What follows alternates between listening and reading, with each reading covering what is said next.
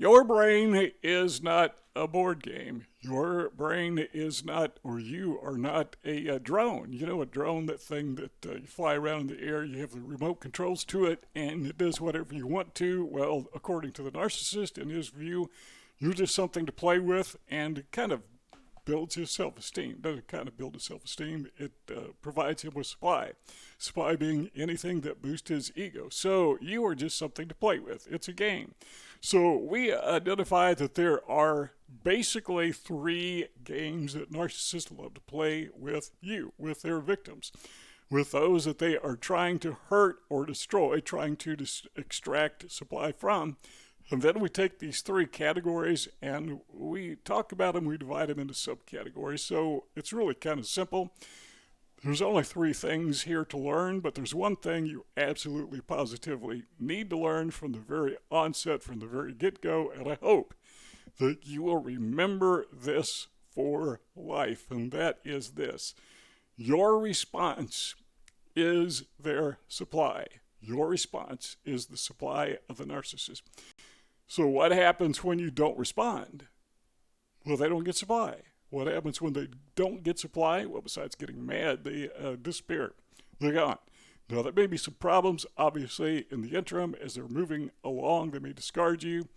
They may slander you. Maybe chances are, like 99.999% of the time, there's going to be a smear campaign. But that is eminently, it's inevitable. It's going to happen anyhow. So that's infinitely better than continuing to put up with a narcissist, in my opinion. At least that's been my experience. Here I am, almost 70 years old. I've learned a thing or two over these decades. The reason I make these videos, I'm just sharing with you some of the things that I've learned over time. Hopefully you won't make some of the same mistakes. But whatever age you are, from a young person, middle age, older adult, I've been there. I've had different experiences, but I've been there. And with narcissists, yeah, I've experienced that. All right, what are some of these games that the narcissist is playing with you? Well, game number one is this. I call it the me and you game. And you already know what this is. It's love bombing. This is that grooming stage where the narcissist plays the game where he is, controlling you like a drone. And you play along because you don't understand that you're a drone and you don't understand he or she is pushing your buttons. You think you guys have this thing going on where you actually get along very well together. It's all fake, but they're so good at playing the game that you don't even know they're faking it. So number one is me and you. Me being the narcissist and you being, well, you. So the narcissist wants to use your weaknesses against you, but he or she can't do that until they find out what your weaknesses are. So during this love bombing stage, part of the strategy, and this seems to be hardwired into covert narcissists. It's not like they stop and think about it. They just seem to do it automatically. I'm sure they do think about it, but it's as if they can't help it. But they want to find out what your weaknesses are. So when you're in this, friendly stage where you have this synchronicity going on between you and the narcissist, you start talking. This is your friend. This is somebody you can confide in. This is a strong shoulder you can lean on. This is somebody who's got your back. And you want them to know your vulnerabilities so they can help shore you up, right? So what the narcissist, is doing is he's storing all this in his head. And he's going to use that, or she's going to use that against you later on. So the objective of love bombing is not just to ensnare you, but it's to get you to talk and not to feel bad about it, to divulge information that you normally, common sense would tell you not to divulge to anybody but your dearest friends or your love partner. Well, the narcissist plays the part of being your dear friend or your love partner. So you feel confident, you talk to them. They're going to use that against you. So that is one of the games they play. Next game is this. Call it me versus you. It's no longer me and you, me being the narcissist. It's the narcissist versus you. What the narcissist wants to do is, first of all, let's stop and remember that one of the reasons the narcissist chose you in the first place is because you are head and shoulders above him or her, whoever the narcissist happens to be. By the way, we're going to talk about that in more detail in the next video that's coming up, so you want to watch that one as well. But, you want your self-esteem to go down because he doesn't have self-esteem and he wants to feel superior to you, and he can't. He can't elevate himself because he's pretty much at the ceiling. So the only way he can feel or be in his mind, or she, superior to you is to push you down. That's the only option they have. And so they do it. They do everything they can to try to destroy you. So they do that through fear, or maybe we would do it through, or they would do it through intimidation. Now, when I went through the love bombing stage with one person that I'm confident was a narcissist, I kind of confided in him that I had been victimized by a narcissist. I didn't use that term, but the other person was a narcissist as well. Okay, what did the new narcissist do? He stored that away. So now it comes time for the devaluation, the fear, the intimidation. And what he did was he made it very clear to me that he was going to contact this other person. He didn't even know the guy's name, didn't know how to contact him, and even if it did contact him, I didn't care. It's not gonna. There's nothing he could say that would do any damage to me. But why? Why was the new narcissist doing that? Well, he was trying to tighten the strings. The puppeteer, the puppet. He wanted me to be afraid to stand up to him, because if you stand up against me, if you don't let me control you, I've got the goods on you. I'm going to go talk to that other narcissist, and I'm going to find out what you're really like. It wouldn't have worked because the other narcissist was just an idiot. At least that's my opinion. So the point of that is that they want to use fear and intimidation somehow, some way to control you.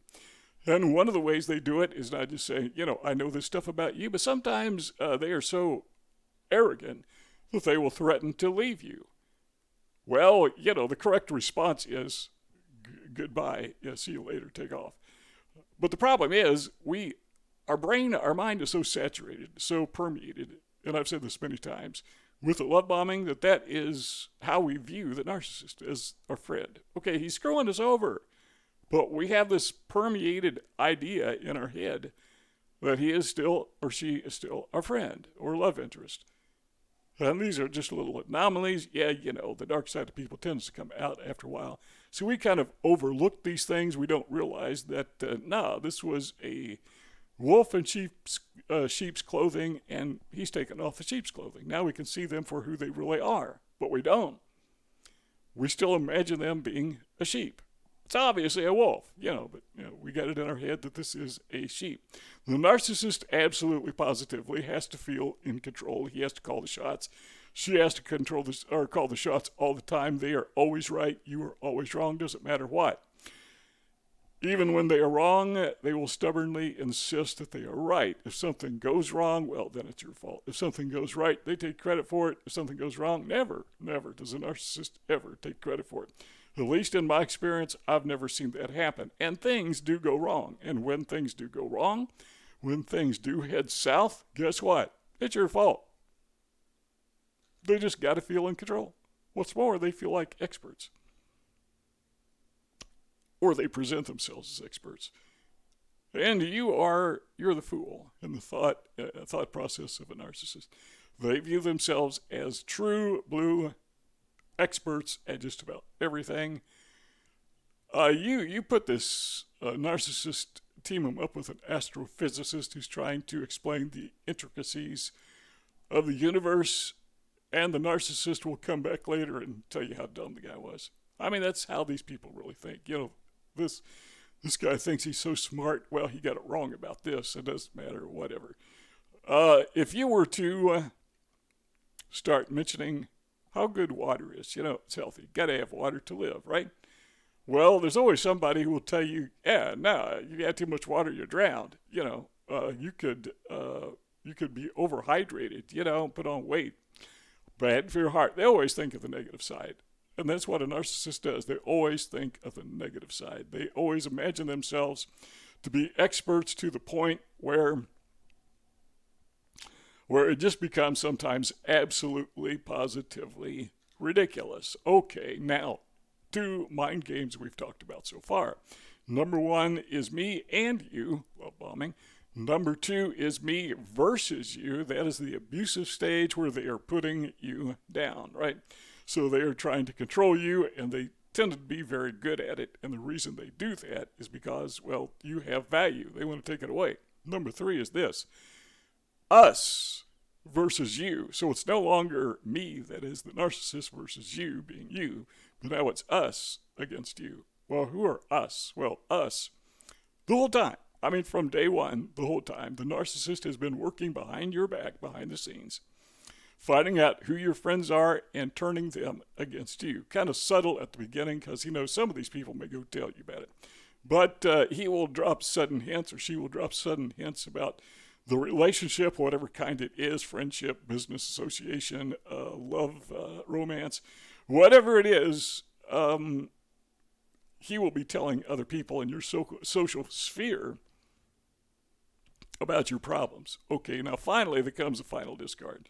Hopefully you have been wise enough to catch on and discard the narcissist, but sometimes the narcissist knows it's coming, so he will discard you, or she will discard you, get the jump on you. Why they do that is because they want to say they discarded you. The reason they discarded you is because you're such a bad person. And so they are playing the part of the victim, that you hurt them, and now they are the hero who defeated you. So they play this dual role of victim and hero. All right, so they're playing that dual role, and in so doing, they are convincing other people, because keep in mind, these narcissists tend to be very charismatic by nature or by learned behavior. They're very affable. People like them. And so people believe them because, well, why? Same reason I did. Same reason you did. And so people believe them when they go on this is the smear campaign.